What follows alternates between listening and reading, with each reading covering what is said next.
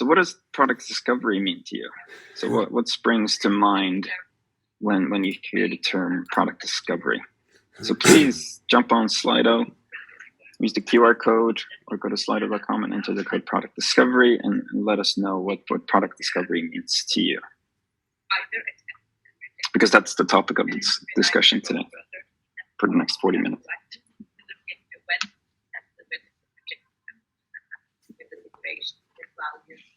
What does it mean to you, Akos?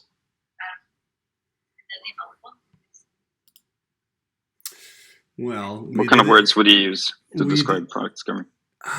For me, it's like gathering validation, putting some thoughts and prototypes in front of users and see what they think about it. And it's part of the research process for me. It's something that Martin and I did in the past year. I think we had like 4 or 5 prototypes built in the user research space. Excellent. And then we have 2 ideas from the audience. Thank you for that. And please chime in. Yeah. We're going to have these polls throughout the webinar. So arriving at the right abstraction of the problem. Very nice. So it's about the problem, right? Solving a problem and learning about a problem. That was the second one. Excellent. Please chime in. What does it mean to you? What change do people really need? Right. It's about changing something for the better for them. User problems. Understanding user problems. Excellent. And then we have one more participant typing. So I'm curious about that too. User research. Excellent. And then one more before we go and get started. Detective work. I never thought about that. And yeah, it's detective work. It's kind of, yeah, you need to really understand things deeply and to have kind of a detective mindset in order to discover the right product. Okay, so let's get started. So welcome. Holistic Product Discovery is the webinar and what we're going to talk about for the next 40 minutes. And this is an introduction. So I'm going to talk about some high-level concepts, and then we have a book that's coming out that I'll talk a bit about, and that goes way deeper into this stuff. But the ambition is to give you some highlights, some useful highlights that you could apply in your daily job. So the main question and it's kind of a question that you might think a lot about working in a product team. It's like, will the stuff we're working on right now be successful? And it might be a question that you think about in the shower, waking up in the morning, or in team meetings or workshops. And it's a really important question. And think about, what does success mean to you and your team? What do you need to understand in order to create successful products for your users and customers? And the ambition with this webinar is that hopefully we'll give you some inspiration on how you can tackle this question. And I won't give you all the answers, but hopefully you feel a bit more inspired. So you have less of that uncomfortable feeling in your stomach answering this question. Okay, so I talked about the book. So Marcus Castenfors and I have been working on this book for 3 years. And we've been kind of practicing what we preach. So we've been using kind of an iterative and incremental approach to writing this book, meaning that we started off with a really crappy first draft that was about 20, 30 pages. And we put it online. We put it on something called LeanPub, which is a publishing platform. And we started to get feedback from people on the first draft. And then we iterated, we learned, and we progressed. And now it's about 120 pages. And it took us 3 years to get where we're at right now. And I'm super excited because we're releasing the book in about a month's time frame. So it's going to be available on Amazon, etc. Yes, that's a little bit about the book. Okay, so during the webinar, we're going to talk about 4 things. First, we're going to talk about product is hard. So product development is hard, but I think it's one of the best jobs in the world. And we're going to dive into that. And then we're going to talk about building the right product. What does that mean? What do you need to think about? And then some principles that could help you in your product teams when working with product discovery. And then lastly, I'll give you a framework that you can use as a guiding light or a mental model of product discovery. That could be useful in your team when working with product discovery to understand like which tool should we use. I mean, a screwdriver is very different than a hammer, and you have so many tools and techniques in product discovery. So it's really about understanding which technique to use in a certain situation. All right, let's talk about product is hard. So it's hard, it's messy. And I kind of see it as a mix between art and science, right? Art in the sense that it's being creative, coming up with new things, and science is the scientific aspects, the rigor that goes into engineering, the data, etc. And product development is a combination of these two worlds, and that's why it makes or creates. You have this amazing job as a product developer that you need to embrace art and science. And some uncomfortable statistics. Number one statistic I wanted to show you is top reasons why startups fail. And this is from CV Insights. And they read about 100 post-mortems from startup founders that pulled the plug on their startups and analyzed what kind of words they used and the kind of root cause why they pulled the plug on the startup. And what they found was that 42% had no market need. Imagine that. Imagine working for a startup for 2, 3, 4 years in your garage or in a small room somewhere. And then you found out that, oh, crap, there's no market need for our product, right? That must be incredibly frustrating. So it happens to startups. And it happens to us as well, working in larger organizations or enterprises or whatever. So this statistics is from the Standish Group, and they analyzed different systems around the world, websites, intranets, things like that. And they saw an 80-20 rule when it comes to functionality in terms of the usage of the functionality. So 20% of the functionality was often used, 30% infrequently used, and 50% hardly ever used. And I saw this in real life when I worked at a fintech company in Sweden and wanted to do a complete overhaul of the website. And we found that 80% of the traffic went to 5 different pages. So the need from the user was very focused on some key functionality. So what can you learn from this statistic? It's about understanding the 20%, the stuff that gets used often, right? So what are the most important things for your users? And that's what product discovery is about, understanding the key aspects of the product. And the question to the audience, so have you ever created something that didn't meet a need? And I've definitely been in those situations where I've created something that didn't meet a need, whether that's from a user perspective or a customer perspective. But I wanted to kind of check in with the audience. So how would you respond to this question? So please go to Slido and answer yes or no. And Akos, do you have any stories to share around something that you created that didn't meet a need? I have too many stories and too little time. But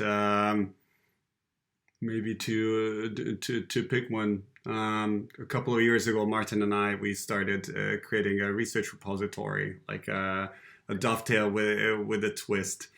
And Martin built a prototype. We went to a number of companies to test it, and it just turned out that what we built was it looked good on paper, but it was way too cumbersome to work with. So in the end, like 2 months of work scrapped. On the flip side, we learned so much about what users value. So even in the failure, I would argue that you learn about the user needs that allows you to come up with better products or functionalities later on. You're perfectly right. It's about that feedback loop, right? And so you get feedback after a couple of months, and then that feedback gave you insight on what to do next. But it's about having a quick feedback loop. So instead of spending months, you spend days. And that's kind of a key aspect of product discovery. So thanks for sharing, Akos. So let's move on to the building the right product. So a question to the audience, even though I don't have Slido, but how do you build the right product, right? Think about that. Think about that question. And I think you know the answer. And there's no perfect recipe, right? There's no one size fits all fill in the blanks exercise of the steps that you will take to create the perfect product. But that's what makes product development so interesting, because you really need to understand the context that you're in from the user perspective or the customer perspective. What's the context? Understand their needs and their problems. And then you need to create a solution to fit those needs or address those problems, right? But there are some things that you could use in order to help you in product discovery. And those things are, you need to have a discovery mindset, and I'll talk about what discovery mindset means. Some sound principles that you could leverage in your team in terms of how do we work with product discovery. And I highly advise you to create your own or write your own principles. And then a framework. I'm going to give you one framework, and there are plenty others. And then tools and techniques to work with. What are the techniques that you use today, and what are the techniques that you're curious about in the future? And in terms of discovery and delivery, I think I kind of see it as the brain. So in the brain has a left side and the right hand side, right? And it's kind of like the same thing with discovery and delivery. So discovery is about building the right thing and understanding things and learning things before you start coding. Right? And delivery is all about building it right with all the rigor that goes into engineering. So something that's scalable, performant, secure, etc. Right? And if you think about it, you kind of have different kind of modes when working with discovery versus delivery.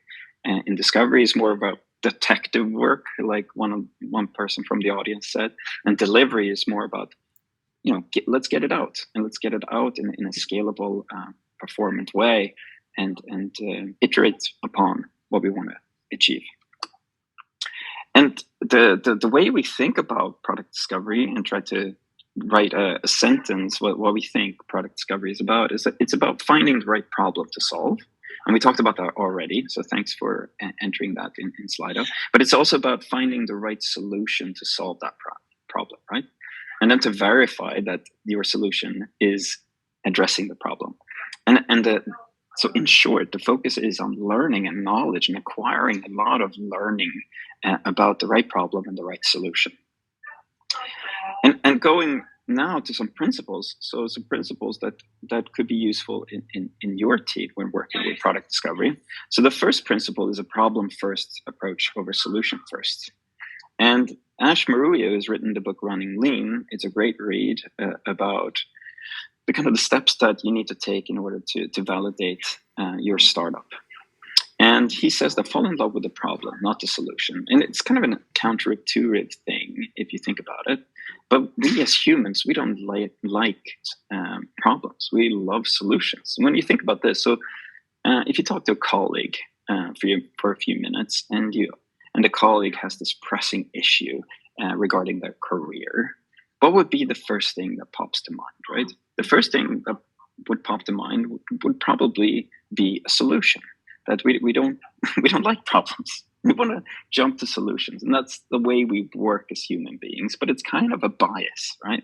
And it's hindering us, especially in product development. And the way to kind of think about things, and let's use Backstreet Boys for a second. So when a stakeholder comes to you with this amazing idea in terms of a feature, the best question to ask is why, right? Why do you want this feature? And that question will give you some really interesting answers about the problem the problem that the stakeholder wants to solve.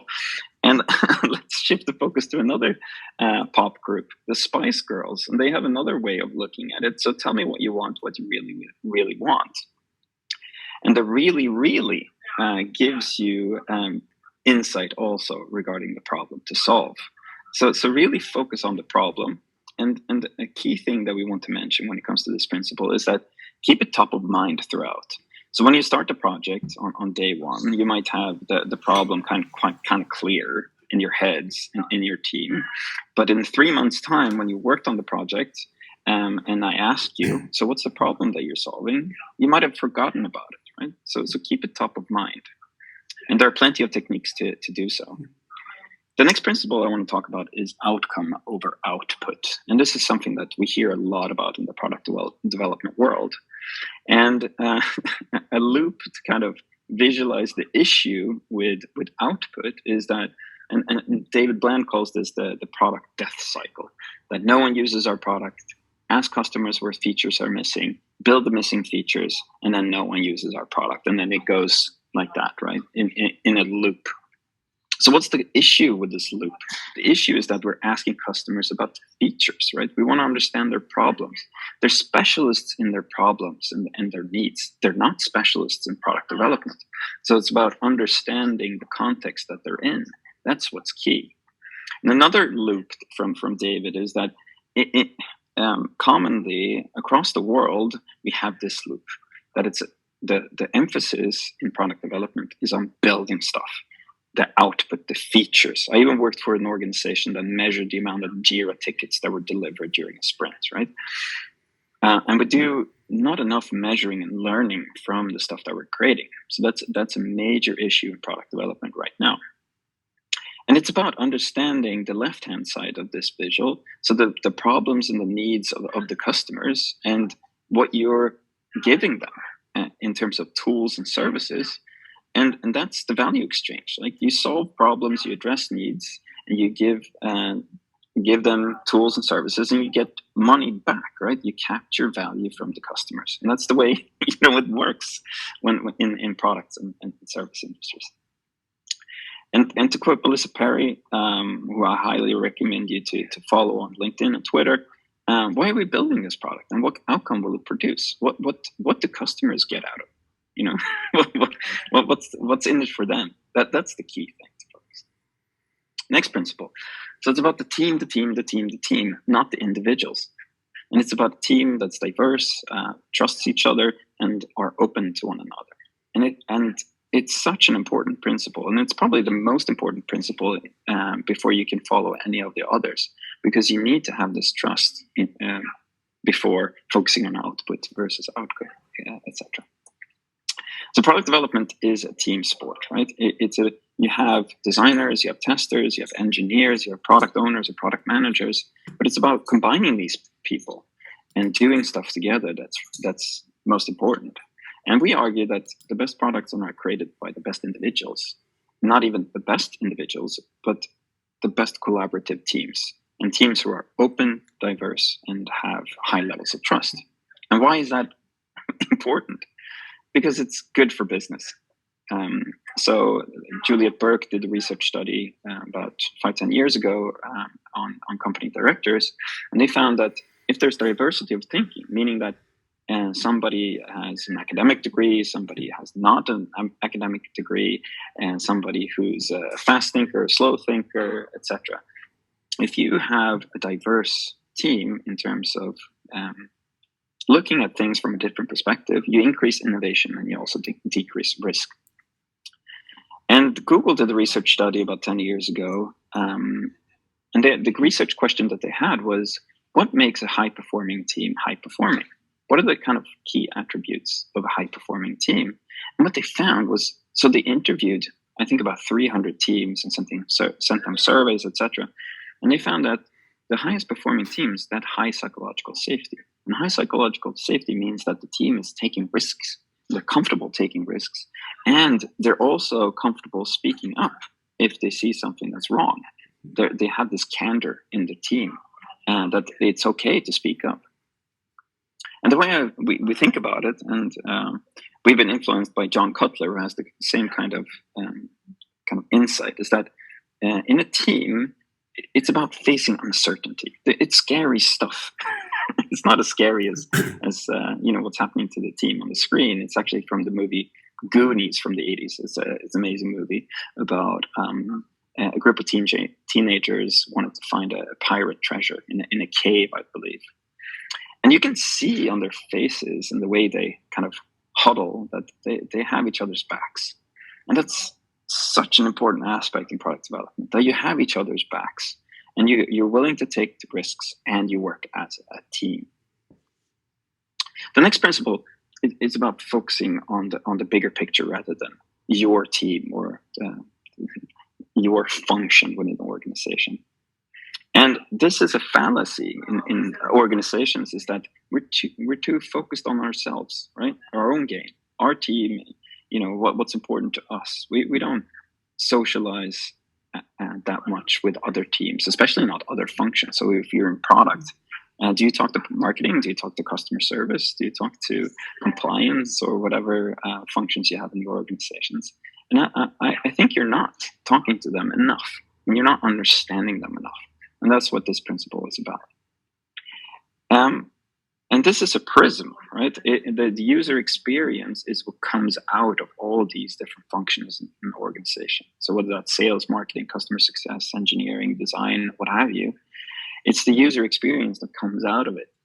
And the issue is that you might see stuff like this when you're interacting with a product or service, that you see misalignment, right? You talk to customer service and you get one thing, and then you talk to sales, you get another kind of way of looking at things.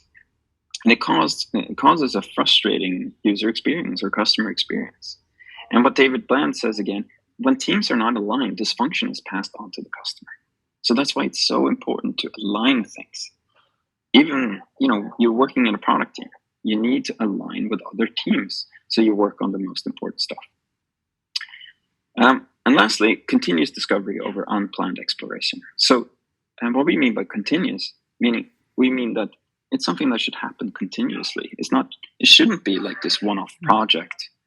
It should be a muscle that you're continuously working with in your teams.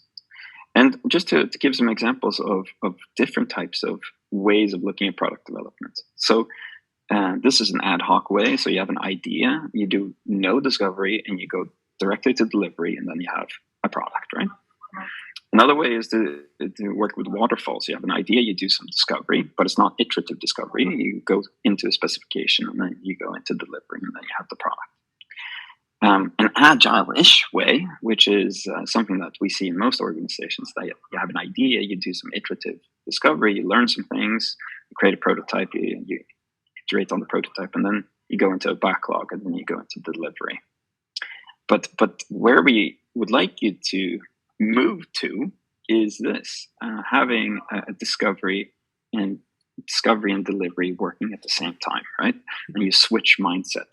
So whether you're learning or you're deliver, right? So discovery is about learning about the problem, learning about the solution, and then when you feel like, oh, I think we're on the right track here, I think we've decreased some risks relating to the product, let's go into delivery. And then you deliver something, you see if it works, and then you go back to discovery if it wasn't meeting the expectations. And then you go back and forth and back and forth. So that's the kind of the utopia, perhaps, in your organization. But so you can still apply this thinking even though you might work in an ad hoc way. What I mean by that is that what are the steps we could take as a team to work more in a continuous way, right? What can we set aside some time for discovery? Maybe it's half a sprint or one sprint where we just focus on discovery. So that could be a big leap forward to apply this kind of continuous discovery way of doing things. And a key thing when it comes to continuous discovery is that the number one artifact that you're going to work with in discovery, and the key artifact to capture learning, meaning that you're going to learn a bunch of things as you progress in product discovery, and the number one artifact is in prototype, and the prototype shouldn't be the stale prototype that's updated every 2 weeks or month. It should be updated daily, right? And I don't mean like drastic changes, but I mean it's like small changes, because frankly, documentation is not that fun, right? People don't read documentation, and a prototype is an excellent way of visualizing things, making things tangible, so you can communicate what you want to deliver.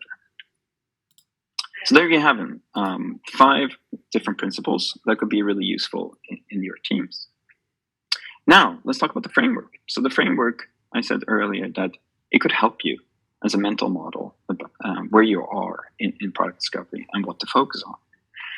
And like we mentioned before, so this is the fundamental aspect of running a business, right? You receive business value if you create user value. And you've probably seen this Venn diagram in the past, and there are different taxonomies. But our taxonomy is that there's user value, there's business value, and then there's this aspect of practical feasibility. And it comes from IDEO. So IDEO is a design agency on the West Coast in the US, and they created this Venn diagram, and they called it 3 qualities in harmony. That if you focus on the user value, the business value, and the feasibility, you will have the right outcome for your product. So, and think about this. I mean, in your teams, you have perhaps a designer, engineers, and a product manager, and all 3 have different kind of perspectives to what's right for your users or your business, or what the right technology is to choose. But it's combining these different perspectives, and that's when, in my opinion, the magic happens in product development.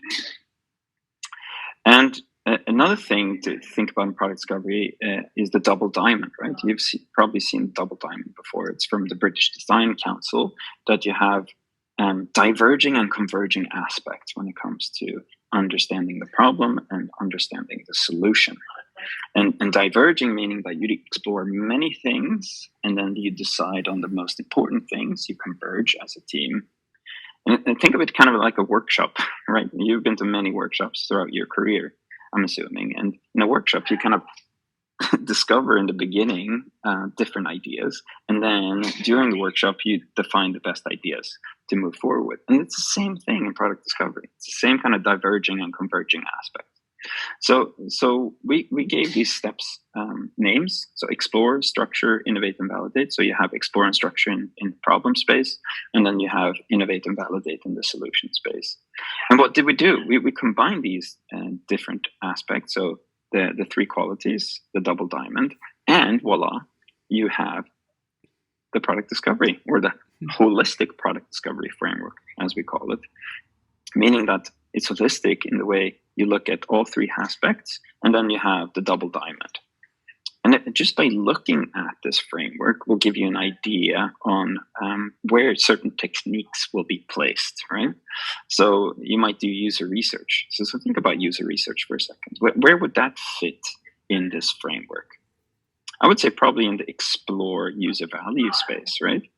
And think about this. So in business value exploration, what could you do to explore business value?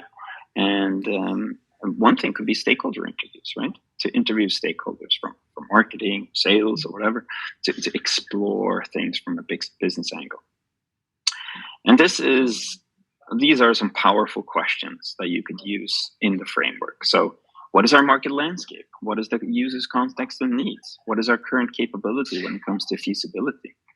And so on. And so you will have this presentation, so you can refer back to these powerful questions. And just going back to kind of the different ways you could go about using different tools to fill in the blanks when it comes to this framework. So business model generation or lean startup, these techniques, they tend to focus on business value, but UX methods or design thinking methods, they focus on user value. And there are some methods relating to feasibility, but I think there's a big opportunity here to create more discovery techniques around feasibility. But you have HR type of organizational structure methods, or you have technical spikes, proof of concepts, and things like that. They're more in the solution space. So it's holistic in the sense that you can place any tool you want in this framework. So it's agnostic when it comes to techniques. And these are some examples of techniques that you could use in the framework. So personas is a way of structuring problems, or customer journeys, sketching, prototyping, usability testing is on the validation side, or A/B testing, or landing pages, and things like that. And there are different ways that you could use the framework. So there are 6 ways. Basically, there are probably more. So the powerful questions angle that I showed, the historic angle, so you do a retrospective to understand what techniques you used in the project. The present angle, so what tools are we using right now when it comes to product discovery. The toolbox angle. So what are the tools? What are the tools and techniques that you use or you're comfortable with in your team? The guide angle. So kind of from a future perspective, what techniques should we use in this project? And then playbook angle. So if you want to kind of teach product discovery in your organization, you might want to give them some playbooks. So step-by-step processes. So let's say we start off with user research, and then we do some prototyping, and then validate usability using usability testing, or we do some value testing by sending out perhaps a survey to customers and things like that. So it's a way for you to create some playbooks to spread the knowledge about product discovery in your organization. And the last thing I wanted to talk about before we open for Q&A is risks. So the key thing in product development is making sure that you're building the right thing. There are plenty of risks relating to your product, right, or your product ideas. And the three risks are the risks that the product will not bring user value or business value, and there are risks that it's not feasible to build. So the focus in product discovery is about tackling these risks upfront by using product discovery techniques. And a technique that I'm going to give you is actually a premortem. And you've probably been in post-mortems, a retrospective with something has gone wrong. And a pre-mortem is a way of flipping that. So before you start the project, ask questions like, how could this go wrong? Because then you will surface the key risks with your product. And it comes from Kiss-Dozsai, who I highly recommend you to follow as well. He came up with the term pre-mortem, and he says that while we haven't been 100% mistake-free, pre-mortems have enabled calm product launches and have enhanced team productivity and morale. And he argues that pre-mortems are a great way to build psychological safety because you're comfortable, or you're creating a setting that it's okay to bring up kind of uncomfortable questions relating to the product. And you could also do a post-it note exercise and looking at high risk, low risk. So what's the consequence of this happening? So high consequence, like, oh crap, this could be really bad. And then known unknown, how much learning have you acquired thus far? How much knowledge do you have about that certain risk? And then you can classify them based on user value, business value, and feasibility. So it's a way of kind of surfacing the risks in your team. And what you can do in your team, once you've done the pre-mortem, is to continuously refer back to this mapping. Because in discovery, it's about moving things from a high risk and unknown to maybe lower risk and unknown. So to use this kind of mapping tool continuously in your team. And I want to say that if you highlight the risks up front, you maybe have done 50% of the discovery already, right? Think about that. 50% of the discovery if you just highlight the risks up front and you refer back to them in product discovery. And Akos is going to share a link to this blog article where I talk about this way of working with pre-mortems or risk mapping. So hopefully that could give you some additional learning and kind of focusing on risks related to your product. But now, that was a quick intro to holistic product discovery. Let's open up for questions. So you can join at slido.com, enter the code product discovery or the QR code. So let's see here. I'm going to go to Q&A. I'm going to stop sharing my screen for a second. Let's see here.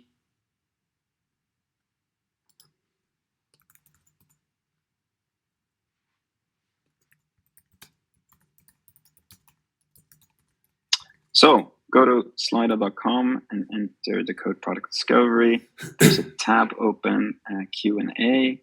Akos, do we have any questions in? So in the meantime, what I also wanted to say, if you're not if you don't want to share your question through the app, you can also post it in the chat here. I think that's the easiest. I got one question. What's your take on why most teams fail to run holistic product discovery? Absolutely amazing question. So what pops up in my head is that you have this tool bias or technique bias. You're very invested in the technique that has worked for you in the past. And there are so many techniques out there, and you just use that technique, and you're not open to trying new techniques. And what could help you is to refer back to the framework to think about, are we exploring things? Are we structuring things? Are we innovating? Are we creating ideas, brainstorming? And are we validating things? And to see, are there techniques out there that we're missing? Are there gaps in the way we look at product discovery? So great question. Hope that kind of addressed your question. Anybody else? Do you see anything in the chat? Not yet. So thanks for the question, Nikolai. Please ask your questions in Slido.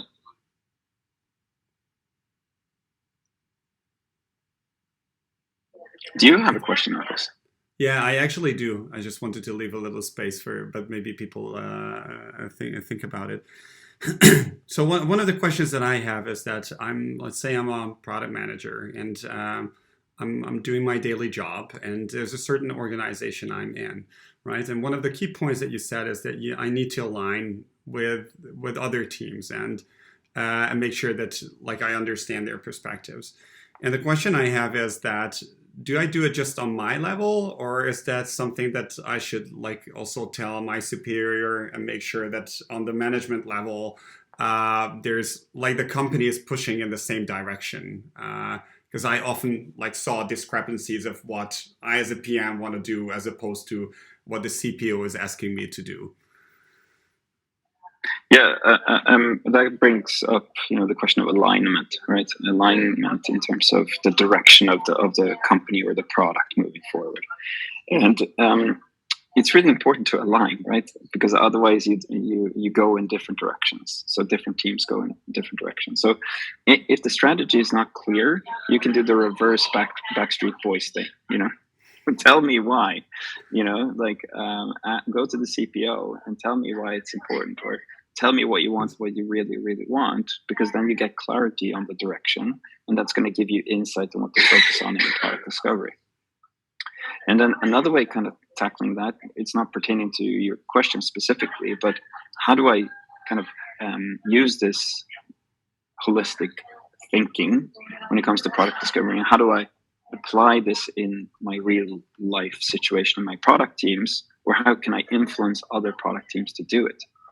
And it's a very easy answer, and it's much harder to do, but it's about starting small, taking a small first step, and also to share the story of success. I mean, the key is really to show results of this new way of working, right? That you've tried a new technique, you've tried a new way of organizing around product discovery, and to spread that knowledge, maybe of all hands meetings or demos, to show that you're doing something new, and that could influence others to kind of talk to you about, oh, I want to learn about this. This sounds interesting. And it kind of trickles down or kind of spreads. This is a good point. It reminds me of a discussion I had with a UX research lead, and he wanted to get the rest of the organization involved in user research. And what he did was they started inviting developers and other people to user interviews just behind a one-way mirror. And so the interesting fact is, and that's it's just stuck in my mind. So once they got a person to attend the first user interview, that person kept on coming. And that was the best way to convince, all the presentations and Confluence pages and whatever, it was a lot less successful in involving the rest of the organization. Do you have any questions? I can tell you. Oh yeah, sorry. I can tell you a story about change. So we worked with an organization about 3-4 years ago, and they wanted to work in a more, or they wanted to focus more on product discovery, and we gave them some tips, and we said it's a team sport. You need to do it together. So talk to customers, but do it as a team. And before, it was kind of like a waterfall type of process. and everyone was focusing on their own thing. And then we said, like, stop that, do stuff together. And engineers started going to customer interviews, and amazing things happened, because the engineers started to understand, like, oh, we're not solving the customer's problem. They don't have this problem right now. And then that led to change that, like, oh, we're going to work on other things that are more important to customers. So what you just mentioned is an amazing thing to kind of drive change too, just to get more people to talk to customers or users. Yeah. I have one more question. A last one from my side. Do you have anyone from the QR code channel? And by the way, just for all the others, if you don't have a question now, but maybe you digest what you heard today, if you want to come back to us, there are more ways. You can come to like Airtime's website, airtimeux.com. We have a Slack community there. Feel free to join, post your question. I'm in touch with Marcus, so we can always like triangulate topics and just pick his mind. And the question that I have for you is that when I look at the matrix, like there are a number of fields in there, and I just wanted to get a sense of like how much effort is it to implement this process that you described. The most simple way of implementing it is just looking at it. Right? You're working in a project, right? Yeah. Look at the framework and then ask yourself, okay, what's the least I could do? And the least thing you could do is to just reflect. Have you done some exploring? Have you done some structuring? Have you done some innovating? Have you done some validating? Okay. So that's the least thing you can do. But going a bit further is to work with your team to understand, like, okay, what techniques do we need to use? Have we done enough exploration? And what do we need to do to validate things? So okay. So don't over-engineer. Just put it in front of your eyes. Put it on the wall. Put it in front of your eyes. Put it on the wall. Yeah. I think you can do that. Yeah. Okay. Awesome. I think there's 2 minutes left, or just 1 minute. So unless there are like a last-minute question, I would wrap it up. And thanks a lot, Marcus, for the workshop and the insights. It was super helpful. Your book is gonna be available in a month or so. So I'll keep in a month. Yeah. So what you can do is to follow me on LinkedIn. So Marcus Castenfors, just search on LinkedIn, and then I will definitely let you know when the book is ready to be bought on Amazon. And I'm happy to chat with you about product discovery if you have any questions. So thanks for listening. I hope this was useful and that it gave you some inspiration. And going back to the kind of the initial question is, will the stuff we're working on be successful? And what you need to think about is mindset, principles, framework, techniques, to help you as kind of guardrails to steer you in the right direction in product development. So best of luck in your product development efforts, and thanks for listening, and thanks for inviting me, Akos. This was fun. Yeah, my pleasure. Thanks everyone for being here. Like a big applause to Marcus, and a big round of applause. Thanks a lot. And before you leave, one more thing. Like this was our first like a rapid webinar. This time with Marcus as a guest. Like Airtime will continue to host a number of webinars in the field of product discovery, continuous research, collaborative research, and the next one is coming up on the 30th of November. It's about how to do research weekly. So it's targeting the continuous aspect. And follow us on LinkedIn. Sign up to our newsletter, our website. Stay tuned on the content that we're bringing to you. And looking forward to see many of you in the next webinar. Thanks a lot to everyone. See you, everybody. Bye-bye. Ciao, ciao.